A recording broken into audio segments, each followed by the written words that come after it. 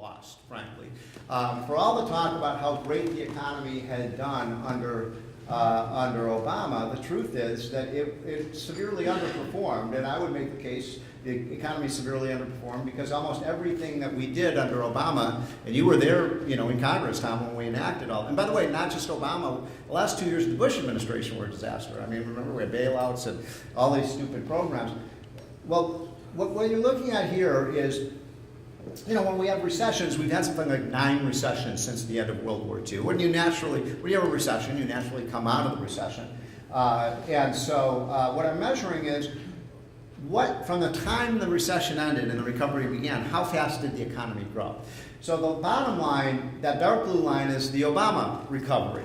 Now, I'll give Barack Obama credit. This has been a long and durable recovery. I think we're in the 8th year of a recovery now. But it's been an incredibly shallow recovery, but very low growth. And so over the 8 years since the recovery began, the economy's grown by about 15%, or on a compounded rate of growth about 1.9%. And by the way, the last year of Obama's presidency, the economy grew by 1.5%. The economy wasn't accelerating at the end of Obama's presidency, it was decelerating.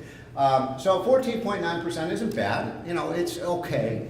But if you look at that light blue line, that's the pace of growth of the economy during the average recovery. From the average recovery from the other 9 recessions. You can see that the growth rate under Obama was only about a little bit more than half of what it was during a normal recovery. And then, this irritates some of my liberal friends, but I love to compare the Reagan recovery with the Obama recovery. And I think this is an apt comparison for a number of reasons. Number one, when Ronald Reagan and Barack Obama had one thing very much in common. They both came into office during a period of terrible economic crisis for our country. How many of you in this room are old enough to remember 20% mortgage interest rates and 15% inflation and so on under Jimmy Carter? I mean, the economy was in a free fall in the late 1970s when Reagan came into office, but the economy was also in a free fall when Barack Obama came into office. So we lost 8 million jobs. It was a severe recession with the real estate market in a complete state of collapse. The stock market had collapsed. The whole economy was going south. So Reagan and Obama both entered office during really horrible times for the U.S. economy. And what makes this comparison interesting to me as an economist, we like to do kind of real-world experiments, is that in my opinion, you couldn't pick 2 presidents who had more diametrically opposite philosophies about how to deal with a recession than Barack Obama and Reagan. So Reagan's philosophy was, you all know this, cut taxes, get regulations down, restore sound money, sweat inflation out of the system. And in one sentence, you all remember this when Reagan said it so famously in that debate against Jimmy Carter, government is not the solution, government is the problem. And I would make the case that that one sentence summarizes Reagan's philosophy. Government is not the solution, government is the problem.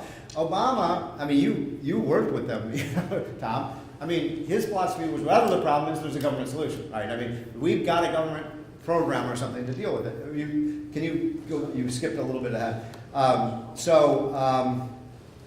To make a long story short, Obama came in, and think of what the economy lived under, during the Obama and the last couple of years of Bush. First, we had massive bailouts of the financial institutions, which I believe was a huge, huge mistake. We had Fannie Mae and Freddie Mac guaranteeing mortgages, 100% taxpayer guarantees on 2% and 3% down payment loans, which was an incredibly stupid policy. By the way, did you know, Tom, we're doing that again?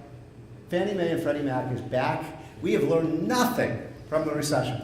Fannie Mae, as we stand here and sit here today, Fannie Mae and Freddie Mac are providing 100% taxpayer guarantees for 3% down payment loans. How stupid is that? And we may be headed right back into a housing crisis because we're adopting the same policies. Anyway, to make a long story short, the economy grew much, much faster under Reagan when we got the policies right than wrong. That $3 trillion numbers mean that if we had grown the economy as fast under Reagan as we did under Obama, the economy would be $3 trillion larger today. And that's a big number. That's the equivalent of the entire GDP of Michigan, Ohio, and Pennsylvania combined. So that's what's missing. That's the growth deficit, and that's why wages aren't rising. So that